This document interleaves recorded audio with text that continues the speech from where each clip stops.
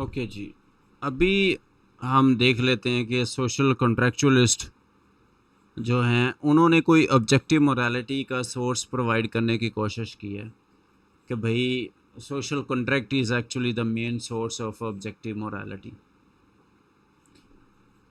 तो ये एक तो लिबरलिज्म की जो फाउंडेशन इन्होंने रखी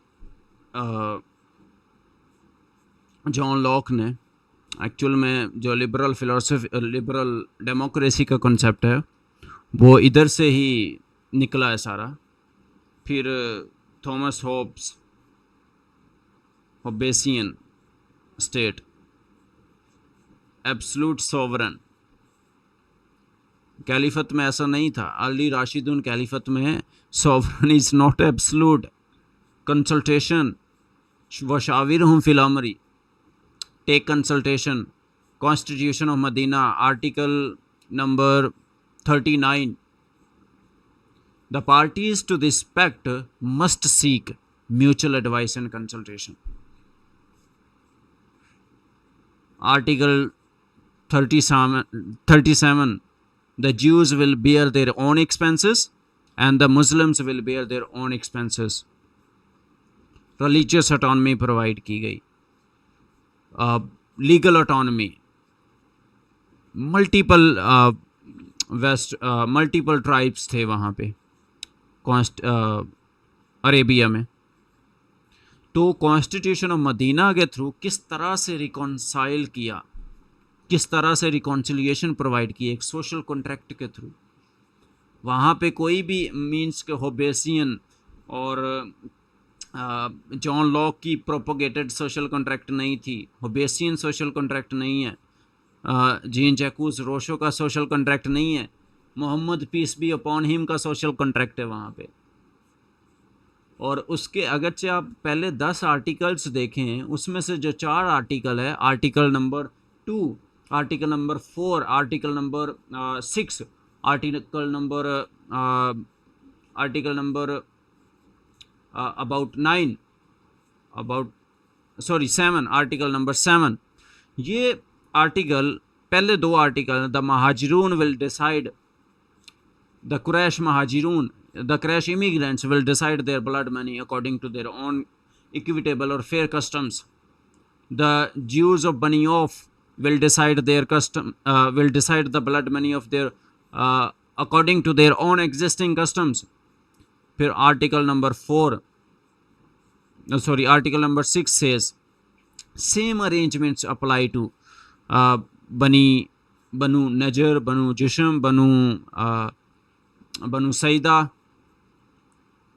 और बनु हारिसा। फिर article number 7 says same arrangements apply as well to बनी औस, बनी औफ, बनी अमर एंड बनी नबीत। भाई ये सोशल कॉन्ट्रैक्ट है, इस्लाम का सोशल कॉन्ट्रैक्ट नहीं है, कोई होबेसियन स्टेट को एस्टैब्लिश करना नहीं है। Islam's social contract is based upon mutual advice and consultation, balance, golden mean, equilibrium. इस्लाम का ये है social contract, mutual advice and consultation के थ्रू, शूरा के थ्रू, हिस्बा के थ्रू, कानूनियत के थ्रू।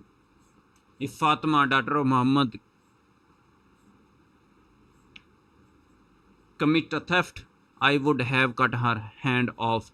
हज़रत उमर, अरे भाई आप इवन कॉन्कर्ड टेरिटोरीज में आप लैंड परचेज नहीं कर सकते।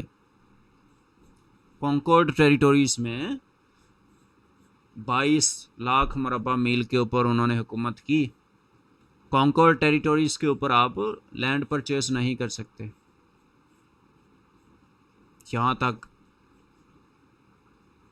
यहाँ तक उनकी सिक्योरिटी प्रोवाइडेड थी। और यहाँ पे थॉमस होब्स कह रहे हैं कि भाई जो सॉवरन है, एब्सोल्यूट सॉवरन है, even he can tax land, he can take land from the masses. So ये भी सोशल कॉन्ट्रैक्ट की जो थ्योरीज हैं, they are also inherently incoherent, they are inherently incoherent. तो इस्लाम ही भाई, इस्लाम के दो ऑब्जेक्टिव सोर्सेज हैं, कुरान एंड सुन्ना। मोरालिटी के यही दो सोर्सेज हैं, इन्हीं को देखना है आपने। बाकी और भी हैं, इजमा, वो सब्जेक्टिव हैं, ऑब्जेक्टिव दो ही हैं, इजमा, इज्तिहाद, कियास, इस्तिस्ना, इस्तिस्ला, इस्तिसाब, तकलीद, कस्टम, उर्फ, ये सारे हैं, एग्जिस्ट करते हैं, लेकिन वो टर्शरी हैं, सेकेंडरी हैं। प्राइमरी इज कुरान एंड सुन्ना, प्राइमरीज आर कुरान एंड सुन्ना। तो then the question of consciousness, awareness, soul, consciousness, वही emotions, feelings, then the question of free will। हज़रत अली ने पहले बता दिया भाई, एक टांग उठा सकती हो अपनी मर्जी से, एक नहीं उठा सकते। फ्री विल एग्जिस्ट करती है लेकिन करंटली नहीं एग्जिस्ट कर रही। ये ह्यूमैनिटी की इनएबिलिटी है, मुसलमानों की इनएबिलिटी है कि भाई ये अपनी फ्री विल को प्रोटेक्ट नहीं कर पा रहे। अरे भाई आप फ्री विल के साथ हो, आप में फ्री विल है।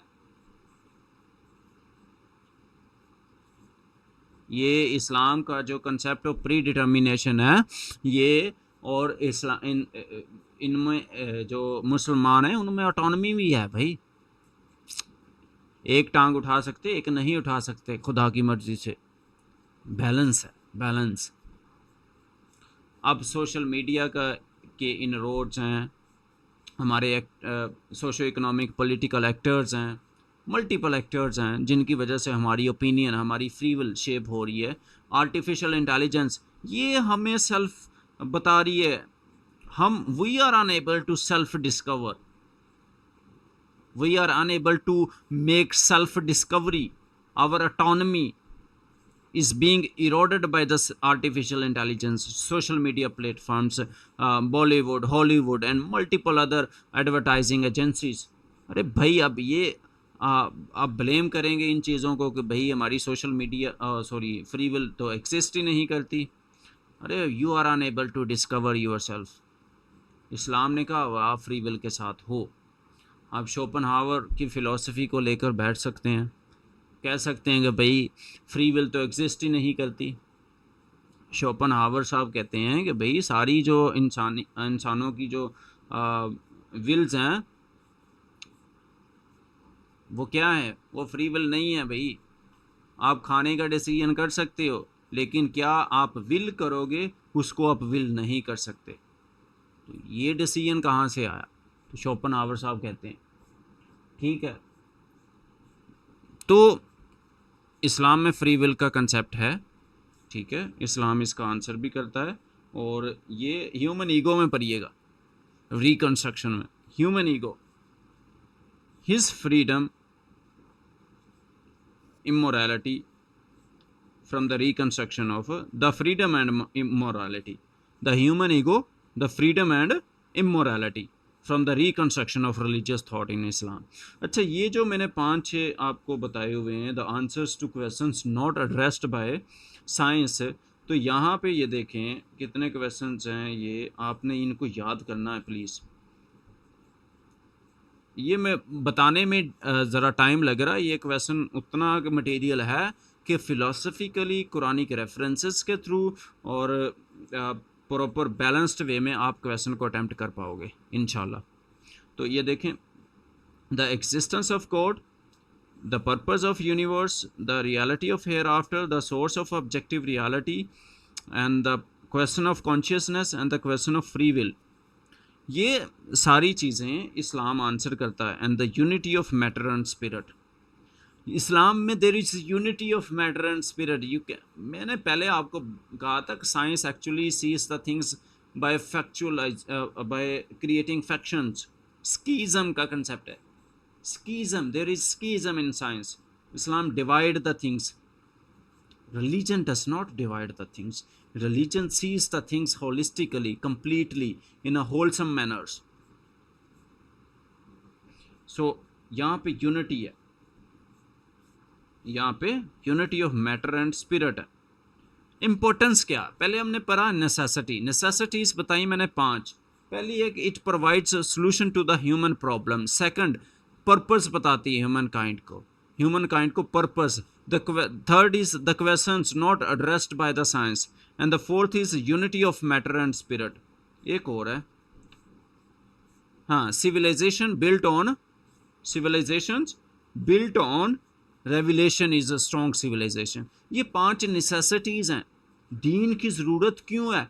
ये नेसेसिटीज़ की वजह से। अभी इम्पोर्टेंस क्या है दीन की, इन्हीं नेसेसिटीज़ में से इन्फर की हुई हैं, but importance is different from the necessity. ठीक है, तो पहली इम्पोर्टेंस है guidance to mankind, guidance to mankind. ये इस बुक में से मैंने 6-7 उठाई हुई हैं। बहुत ही अच्छी बुक है ये वाली, the science of God in the design of the universe. ये बुक है, science of God in the design of the universe. ये परचेज़ करनी हुई तो कोई ये आती है, कोई 4500 की आएगी ये बुक। ठीक है, तो गाइडेंस टू मैनकाइंड, पहले ये क्या है, ये गाइडेंस प्रोवाइड करती है। ये आपने कुरानिक आयात आपने याद करनी है, याद करोगे मार्क्स आएंगे। इनको याद करना, आपने क्रैम करना, मेमोराइज करना, लिखने की कोशिश करना। जैसे ही याद होती है बार बार प्रैक्टिस करो, इसको मसल मेमोरी में लेकर जाओ, तभी आप वहाँ पे फ्लुएंटली, क्विकली, एफिशिएंटली, इफेक्टिवली लिख पाओगे। इन्ना हाजल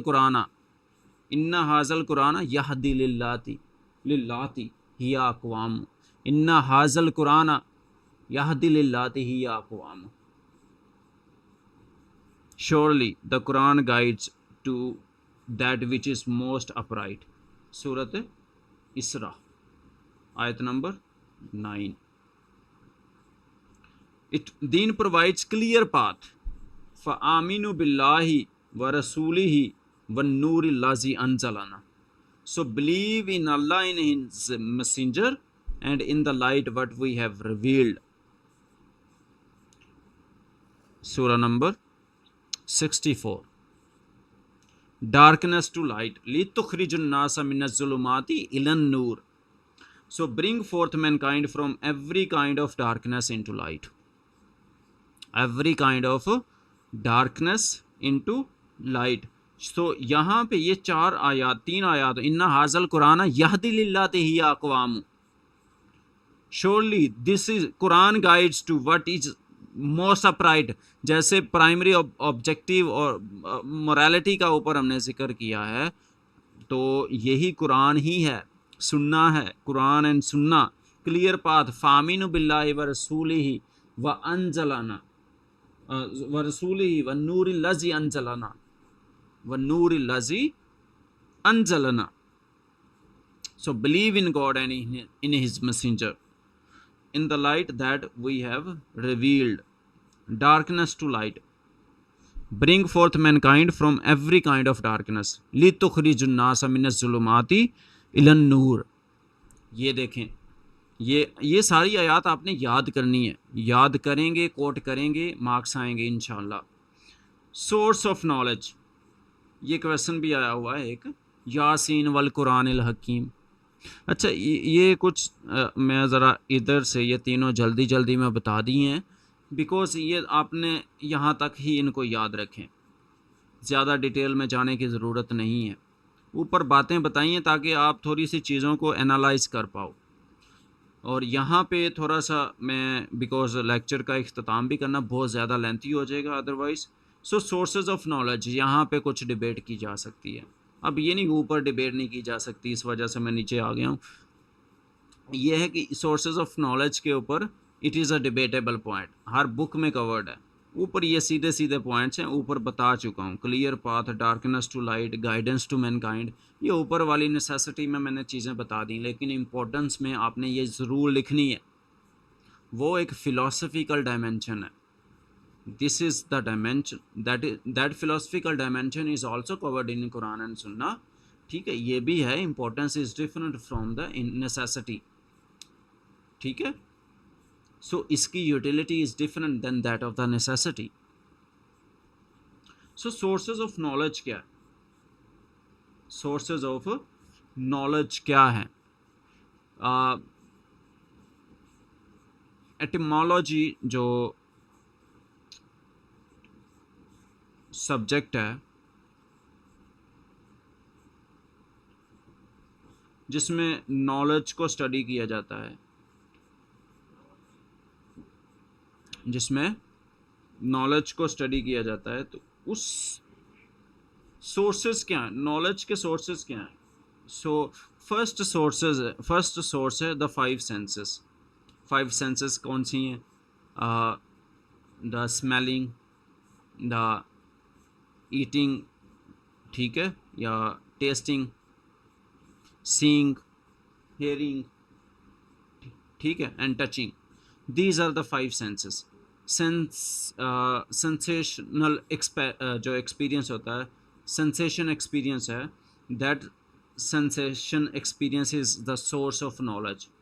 जो भी नेचर को देखना, समझना, ठीक है, मैनूवरिंग बाद में है, दिमाग में बाद में आ रही है, ठीक है, पहले आपने इसको, द एम्पेरिसिस्ट है जो, इसके अलावा एम्पेरिसिस्ट में ज़्यादातर इसी पांचों चीज़ों की यूटिलाइजेशन ज़्यादा होती है एम्पेरिसिज्म में, ठीक है। कॉग्निशन एंड इंटेलेक्ट, तो अकल भी, जिसको हम रीज़न कहते हैं, रीज़न, अकल को यूज़ करना भी एक सोर्स ऑफ नॉलेज है। ये देखें, इस्लाम इन सारी सेंसेस को देखता है भाई, इन सारे सोर्सेज ऑफ नॉलेज का कॉम्बिनेशन है। इस्लाम अकल की बुनियाद पर ही नहीं रहता, रीज़न की बुनियाद पर या रैशनलिज्म की बुनियाद पर ही नहीं रहता, इसका इन्हिसार इसके ऊपर ही नहीं है सिर्फ, इस्लाम इन सभी को यूज़ करता है। Then intuition, this is the refinest source of knowledge. Divine intuition, inspiration cast by Allah into the heart of the believer, guiding them towards truth, clarity, personal character development. Personal character development. Then mystical unveiling, kashf. Kashf is also the source of knowledge in Islam. अच्छा, ये sources मैं बता दूँ कौन सी book में से cover किए हुए हैं। पहले बुक का रेफरेंस बता देता हूँ आपको मैं। हाँ, Sources of Knowledge, Islamic Way of Life in the Light of Sira by Professor Liaquat Ali Khan Niazi. ये प्रोफेसर लियाकत अली खान नियाजी की बुक है, इसमें से कवर किया, इसमें से मैंने ये चीज़ें कवर की हैं, ये देख सकते हैं आप, ठीक है।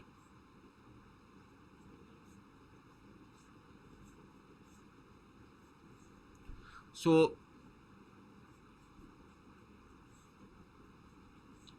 पहला सोर्स ऑफ नॉलेज क्या है? Five senses. Second is cognition and intellect, then intuition, then mystical unveiling. जो कशफ है, कशफ क्या है? द कशफ is actually the spiritual lifting of the veil, यानी कि जो ये सूफीज़म में बहुत ज़्यादा मशहूर है, Sufism actually is based upon the Kashaf, mystical unveiling. Divine prompting,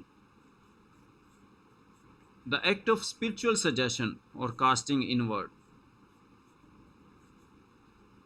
अब यहाँ पे जब डिवाइन और एंजलिक सोर्सेज होते हैं, वो आपकी माइंड को, हार्ट को जब मैनूवर करते हैं, जब गाइड करते हैं, maneuver is actually the negative word, we need to use guide. जब गाइड करते हैं, that knowledge is actually divine prompting. Revelation is the refinest source of knowledge in इस्लाम।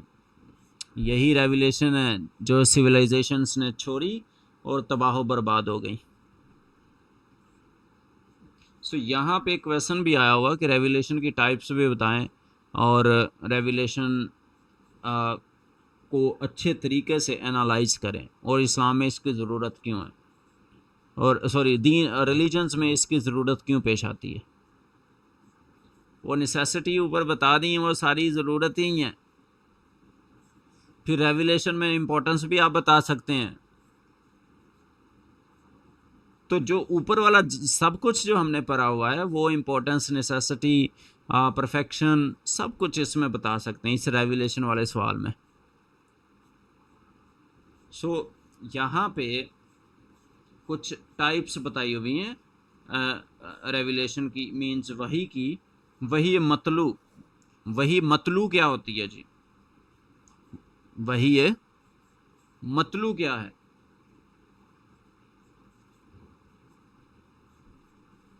वही मतलू is actually the Quran revealed with both words and meaning from Allah and recited exactly as given. Quran ये जो direct और openly revealed वही होती है। वही गैर मतलू क्या है? इसके ऑपोजिट होती है, एक सीक्रेट होती है, नॉन रिसाइटेड होती है, डिवाइन गाइडेंस होती है। It is a divine guidance. हदीस का मजमुआ सारा इसी के ऊपर बेस कर रहा है। देन वही है कल्बी, वही है कल्बी, direct inspiration. Allah places guidance in the heart through dreams. ये प्रॉफिट इब्राहिम की एग्जांपल ले सकते हैं, dream of sacrificing his son. ये क्या थी? वही ये कल्बी थी, वही ये कल्बी थी ये वाली। तो वो जो सवाल आया हुआ है, आई थिंक पीएमएस में या सीएसएस में है, और सवाल ये ज़रूर आया हुआ है, मैं श्योरिटी के साथ कह रहा हूँ कि उसने पूछा भी हुआ है कि एग्जाम्पलीफाई भी करें। अब वही ये मतलू में मैंने बता दिया कि कुरान एक्चुअली इज़ वही ये मतलू। वही ये गैर मतलू, हदीस का मजमुआ सारा क्या है? वही गैर मतलू। वही ये कल्बी क्या है? वही ये कल्बी क्या है? Direct inspiration. ये हज़रत इब्राहीम की एग्जांपल ले सकते हैं आप।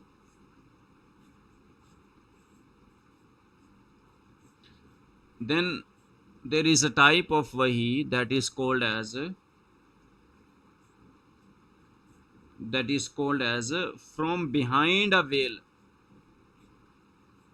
फ्रॉम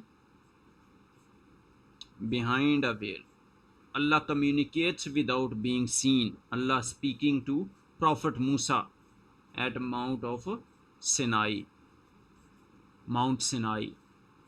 हज़रत मूसा से जो बातें हुई हैं फ्रॉम बिहाइंड अ वेल हुई हैं। उनको जो कमांडमेंट्स मिली हैं फ्रॉम बिहाइंड अ वेल मिली थी, लिखी, उन्होंने लिखी। फिर